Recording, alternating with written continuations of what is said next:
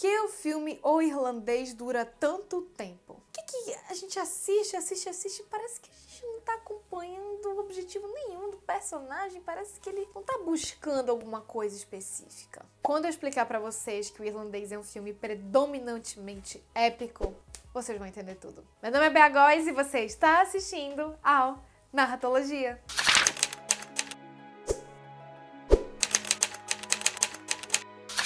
Quando a gente fala de épico, é porque a gente tá falando de uma coisa grandiosa, uma coisa estratosférica. A gente pensa logo num herói que vai destruir um dragão de 8 cabeças e fazer uma jornada mirabolante, só que não é bem assim. Eu vou falar aqui nesse vídeo 5 elementos que tornam o filme O Irlandês de Martin Scorsese um filme épico. Mas pra isso vocês têm que entender o que é épico primeiro. E vamos lá, galera, só uns 20 séculos, existia uma definição. Não tinha muito essa coisa de, é uma peça de terror, que na época não tinha cinema, era peça. Não era uma peça de terror, era uma comédia romântica, não tinha. Só tinha 3 gêneros pra tudo nas artes. Tinha épico, lírico e dramático, nesta ordem de invenção. Eles são meio que a tríade fundadora de todos os outros gêneros que surgiram depois disso. Se eu for explicar pra vocês direitinho a diferença entre esses 3, vamos fugir muito da proposta do vídeo. Então vou resumir aqui,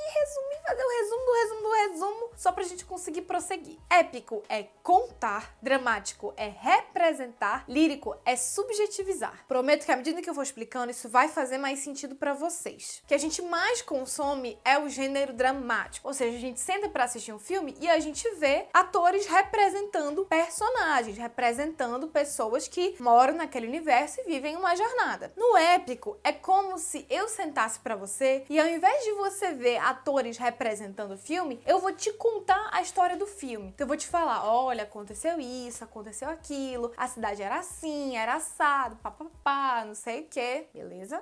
Então sempre tem alguém narrando no épico, por isso que eu falei que épico é contar, porque é alguém contando uma história, né? E foi assim que os seres humanos começaram a narrar, foi assim que a gente começou a inventar histórias de ficção. Foi com essa oralidade, essa contação oral. Tem até que verificar se essa palavra existe. Como eu tava falando, o que a gente mais consome é o gênero dramático. A gente vê, os atores entram lá e eles são personagens e eles representam aqueles personagens naquela história. E assim foi o cinema clássico. Só que lá nos anos 60, 70, nos Estados Unidos, foi quando a gente começou a presenciar uma revolução do cinema americano, porque na Europa isso já era feito lá desde os anos 20, 30, no uso do gênero dramático. Então a gente começou a ver o gênero lírico e o gênero épico sendo usados junto com o gênero dramático lá nos filmes modernos americanos dos anos 70. E adivinha só, o Scorsese começou a produzir filme exatamente nessa época?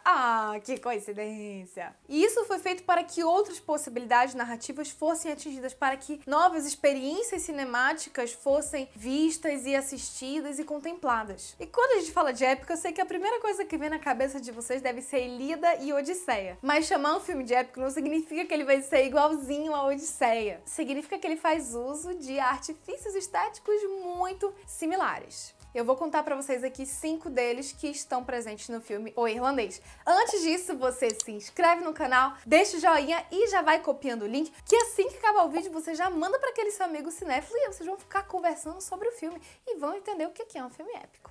Primeiro elemento, o gênero épico narra muita coisa. Eu trouxe aqui uma citação do Anatol Rosenfeld, que eu vou colocar aqui a citação primeiro e daí depois eu vou explicar pra vocês por que o filme é tão longo. A função mais comunicativa e expressiva da linguagem épica dá ao narrador maior fôlego para desenvolver com calma e lucidez um mundo mais amplo. Aristóteles salientou bem esse traço estilístico ao dizer: entendo por épico um conteúdo de vasto assunto. O épico é um dos poucos gêneros que consegue narrar um espaço de tempo muito grande, porque você geralmente tem um narrador que vai te contando. Olha, aconteceu isso em tantos anos, e aí depois pulamos para isto, e aí depois voltamos para isso para você entender o que está acontecendo agora, e depois rolou aquilo ali. Em paralelo, estava acontecendo aquilo ali, porque você tem a presença desse narrador, vamos já falar dele, que está amarrando tudo isso. Por esse motivo, só esse estilo consegue carregar algo de longa duração por por tanto tempo. E é por esse motivo que a gente não fica entediado. Se fosse só uma representação dramática, a gente podia ficar de saco cheio com maior facilidade até do que se fosse um épico. Porque o épico vai dando possibilidades da gente se aprofundar nos personagens,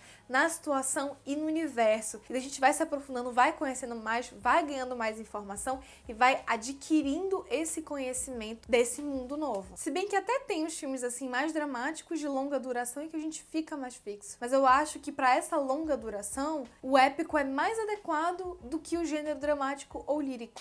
Número 2. O gênero épico precisa de um narrador. Gente, a primeira cena do filme é a gente conhecendo o Frank e vendo que ele tá ali sentado bem velhinho e ele vai contar a história dele pra gente. E é muito curioso porque ele conta a história dele como se ele quase não tivesse feito aquilo tudo. Ele até conta com um certo distanciamento. E é por isso que ele é um narrador tão épico. Porque o narrador épico, às vezes, ele nem estava presente ali na hora. Ele só meio que ouviu falar daquela história, ele vai perpetuando aquele patrimônio cultural adiante, adiante, adiante. Inclusive, o próprio Anton Rosenfeld fala que o narrador épico sempre conhece o futuro dos personagens. E é muito legal porque a gente sente essa confiança no narrador do filme, que é o próprio protagonista também. E isso é muito relevante porque o épico vem dessa tradição oral. É essa coisa de contar, de ficar sentado e tá narrando, tá contando uma história legal para outra pessoa. E a presença do narrador, de fato, é um dos estilos mais marcantes desse gênero.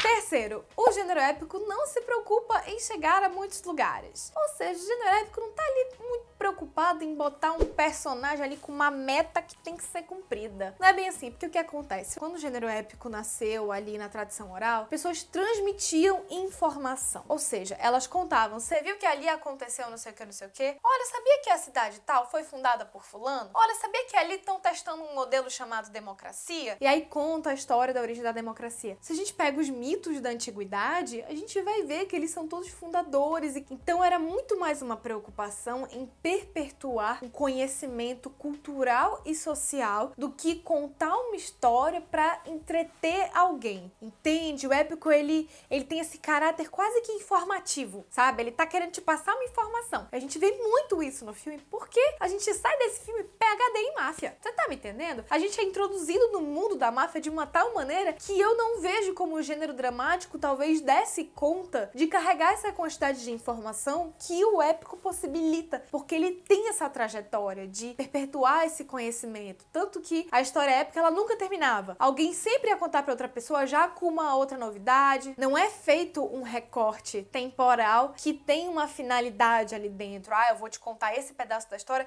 porque é importante que você aprenda que um protagonista, ele se transforma depois de sofrer toda uma jornada que vai modificar o seu caráter. Não, não, não. A intenção não é essa. A intenção é transmitir um conhecimento sobre o mundo, é conhecer um mito fundador, é saber como é que Zeus construiu aquela cidade, é ter esse patrimônio cultural, social e histórico para a humanidade.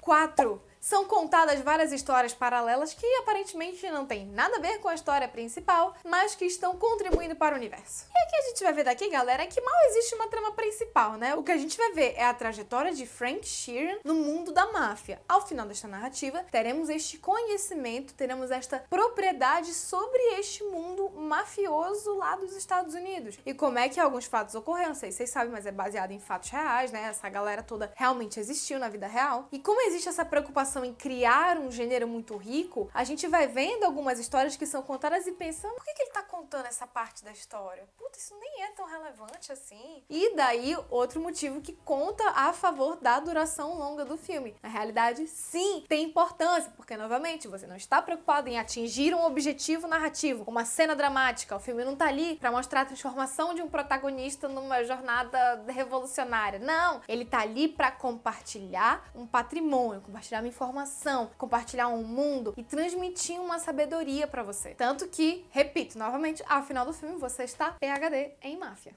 Quinto elemento, narrativa em mídia res.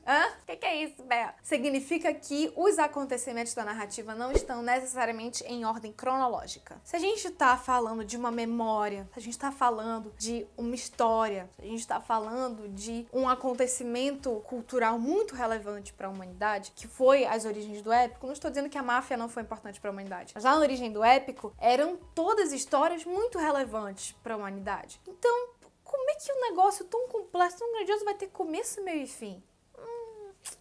Não tem. Você começa a contar do meio, daí daqui a pouco você tá no final, daí no final você lembra de um negócio que pra pessoa entender você tem que voltar lá pro início. Você já se viu contando uma fofoca pra um amigo seu? Já reparou? Você começa a contar fofoca, ah não, mas é porque ele fez isso porque há 2 meses ele tinha me dito que não sei o que, não sei o que, não sei o que. Daí, na semana passada rolou isso, e amanhã a gente combinou de fazer isso de novo. Você já percebeu que você conta a história assim? O nome disso é gênero épico, gato. Pois é. E aqui acontece a mesma coisa. A gente tem a primeira apresentação do Frank já idosinho ali, ele começa a narrar uma história, daí vai lá pra história da viagem de carro, daí volta lá pro início de quando ele conheceu o brother, daí volta pra viagem de carro, daí mostra ele velho, daí vai, aí vai e volta, aí daqui a pouco o presente da história vira a viagem de carro, aí daqui a pouco o cara já tá quase morrendo, escolhendo o caixão dele, você fica assim, hã?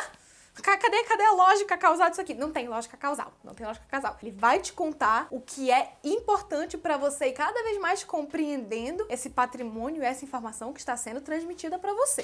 Enfim, galera, o que a gente tem aqui é um épico moderno. Vocês podem reparar que ainda assim nós temos um único protagonista, nós acompanhamos a jornada dele e nós podemos perceber também que acontece uma pequena transformação no caráter dele. Percebemos que ele não é exatamente a mesma pessoa do início ao fim, que ele no final da vida ele tá mudando. Só que isso não é a coisa mais relevante da narrativa. Mais importante para a narrativa é exatamente demonstrar todo esse universo, esse mundo e esses acontecimentos que foram tão relevantes. O nome disso é épico moderno. Por isso também a gente tem também o elemento dramático. Então Robert De Niro, ele não é o Robert De Niro. Ele é o Frank Sheeran em todo momento. Então ele tá representando. E representar é do gênero dramático. Fusão entre esses dois gêneros é que foi muito explorada no modernismo, que foi feito no cinema, na pintura, na literatura. Todas as artes contemplaram essa estética. É difícil hoje a gente encontrar um épico puro, como eu falei muito pra vocês. Era essa coisa de transmitir um patrimônio. Essa era a função do épico. Era transmitir uma informação que fosse relevante, que é o que a gente faz hoje no dia a dia. Mas quando a gente vai sentar pra assistir alguma coisa,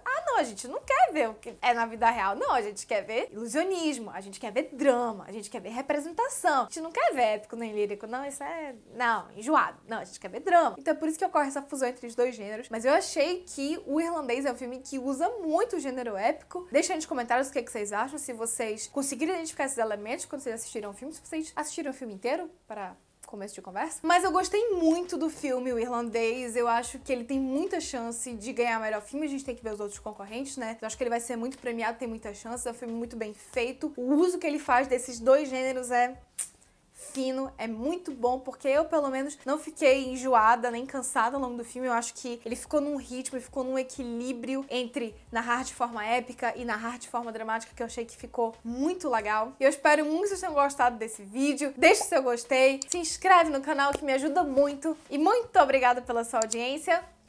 Tchau!